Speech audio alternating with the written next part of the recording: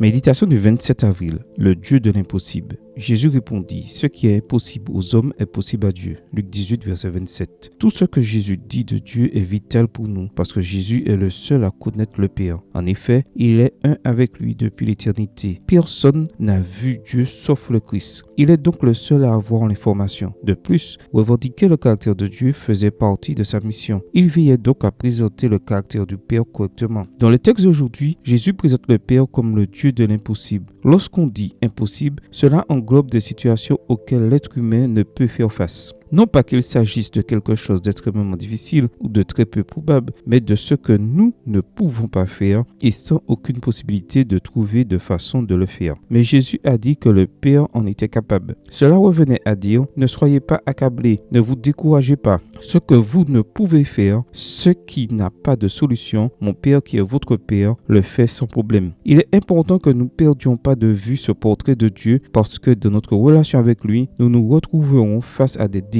que nous ne pourrons affronter que si nous croyons être guidés par un Dieu qui rien n'est impossible. D'ailleurs, le salut lui-même que Dieu veut nous donner est impossible à obtenir par nous-mêmes. C'est ce que reconnaît la Bible lorsqu'elle déclare que le salut ne se trouve en aucun autre. Car il n'y a sous le ciel aucun autre nom donné parmi les hommes par lequel nous devions être sauvés. Acte 4, verset 12. La Bible contient des affirmations impressionnantes. Sans moi, vous ne pouvez rien faire. Jean 15, verset 5. Je puis tout par celui qui me fortifie. Philippiens 4, verset 13. Rien n'est impossible à Dieu. Luc 1, verset 37. Je suis le Dieu de tout ce qui vit, moi le Seigneur. Rien n'est trop difficile pour moi. Jérémie 32, verset 27. Bible en français courant. Ces déclarations sont là pour nous rappeler deux choses. Premièrement, notre impossibilité de générer par nous-mêmes une situation qui nous ferait mériter le salut. Et deuxièmement, Dieu a le pouvoir d'accomplir ses promesses, y compris d'amener au ciel des personnes comme nous. Quelqu'un a dit qu'il était possible d'inventer un plan pour amener au royaume des cieux des personnes bonnes et parfaites. Mais inventer un plan pour amener au ciel des personnes comme nous est impossible. Louons Dieu car ce qui nous est impossible lui est possible. Et grâce à Jésus, ce plan est déjà en marche. Amen.